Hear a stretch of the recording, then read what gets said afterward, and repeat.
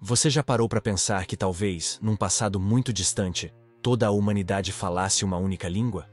Uma língua perfeita, com a qual a gente não só se comunicava, mas também falava diretamente com Deus. Essa seria a língua adâmica, o idioma divino supostamente falado lá no Jardim do Éden. Mas, o que aconteceu com ela? Por que a gente perdeu essa conexão? E que tipo de poder essa língua realmente tinha? A gente tem uma obsessão por nossas origens, né? Queremos saber de onde viemos, qual é o nosso propósito e como chegamos até aqui. E bem no centro dessa busca, tem um mistério que fascina: o da linguagem. Antes de existir português, inglês, mandarim ou qualquer outro idioma, antes das nações se dividirem, as tradições nos contam de uma época em que uma só língua unia todo mundo. E não era um idioma qualquer. Segundo essas crenças antigas, era uma forma de comunicação pura, ligada à própria essência da criação. Uma língua que não só descrevia o mundo, mas que o definia. A capacidade de dar nome a um animal, como Adão fez no jardim, era um ato de entender e de exercer domínio, um reflexo de ser imagem e semelhança do próprio Deus. Então, se essa língua era tão poderosa, a perda dela seria uma das maiores tragédias da nossa história. Neste vídeo, a gente vai tentar desvendar os segredos dessa língua perdida que um dia uniu o céu e a terra. Vamos explorar as teorias, mergulhar nos textos sagrados e tentar entender o que de fato a gente perdeu para sempre. Quando alguém pergunta: que língua Adão e Eva falavam? Uma resposta ecoa há séculos com uma força impressionante: o hebraico. Para muitos teólogos e estudiosos da Bíblia, tanto no judaísmo quanto no cristianismo, o hebraico não é só uma língua antiga. Ele é a língua original, a Lashon HaKodesh, ou a língua sagrada. A principal pista para essa teoria vem do próprio livro de Gênesis. Quem defende essa ideia aponta para os nomes e jogos de palavras que só fazem sentido em hebraico. Por exemplo, quando Adão vê a companheira pela primeira vez, ele a chama de Isha, que significa mulher, explicando que ela foi tirada do Ish, que é homem. Depois, ele a nomeia Eva, que em hebraico é Chava, porque ela seria a mãe de todos os viventes. Chai. Para muita gente, essa conexão total entre as palavras e seus significados já prova que a história do Éden foi vivida e contada em hebraico. A tradição judaica, especialmente em textos como o Midrash, vai ainda mais fundo nisso, afirmando que Adão de fato falava hebraico.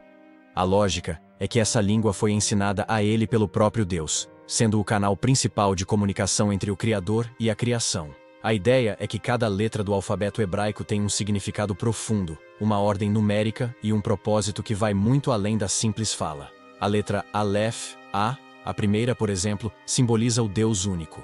O próprio nome Adão, ADM, começando com Aleph, já carregaria em si essa imagem divina. Essa crença foi tão forte que atravessou a Idade Média e influenciou todo o pensamento ocidental. O hebraico era visto como a mãe de todas as outras línguas, uma linguagem perfeita, que só foi corrompida depois, pela arrogância humana. Seria a língua com a qual Deus falou o universo para que ele existisse, e por isso, a única língua adequada para a primeira família da humanidade.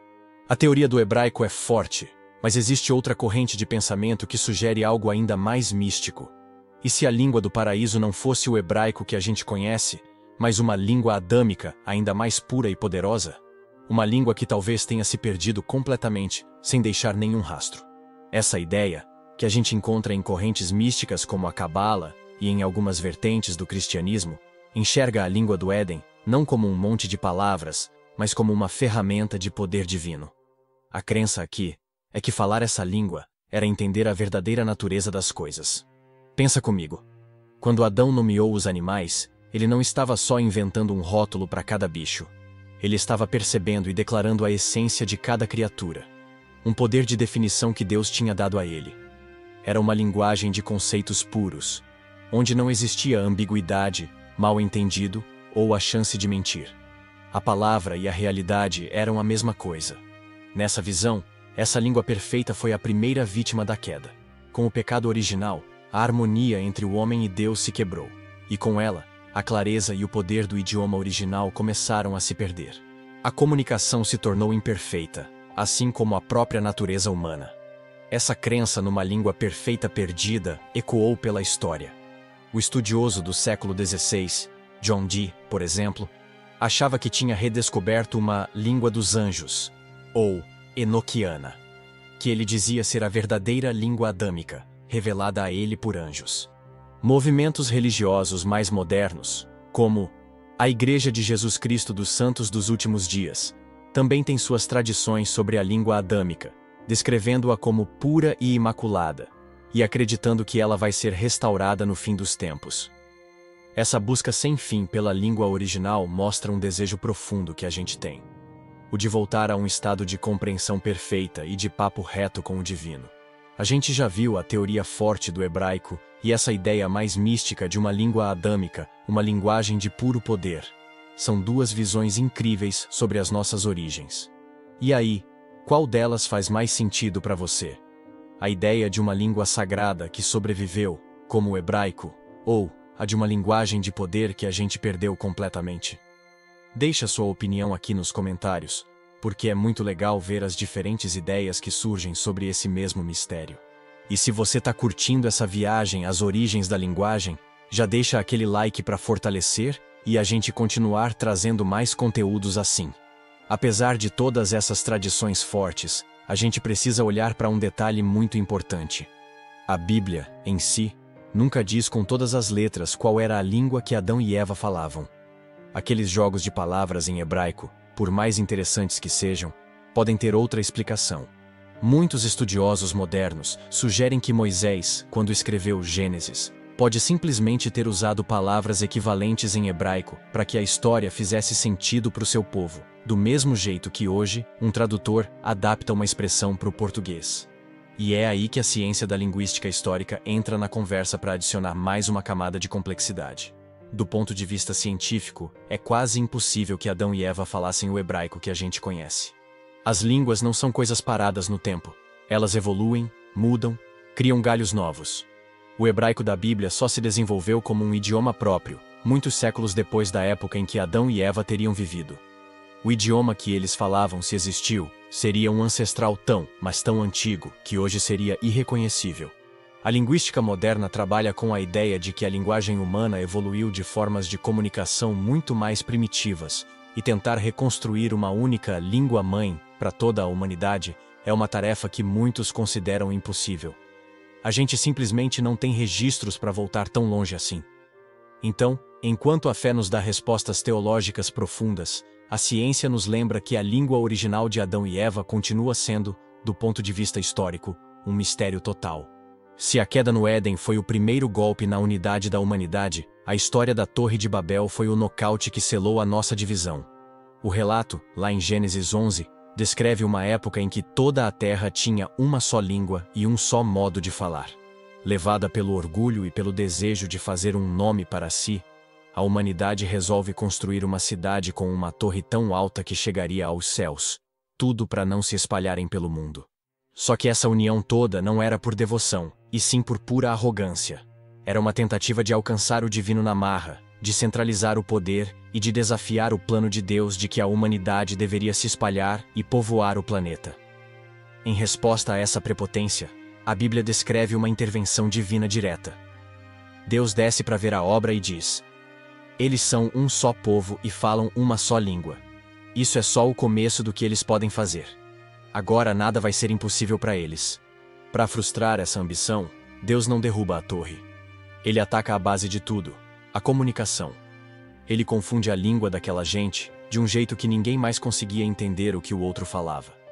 O caos se instala. O projeto que era um símbolo de união vira um monumento à confusão.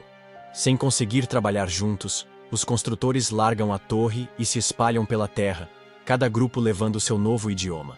E a cidade passa a se chamar Babel, que em hebraico soa parecido com a palavra confundir.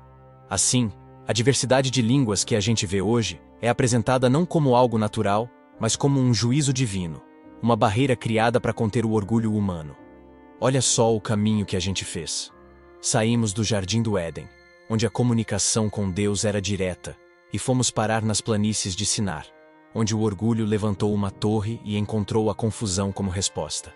A gente viu a crença no hebraico como a língua sagrada, explorou a ideia mística de uma língua adâmica, de puro poder.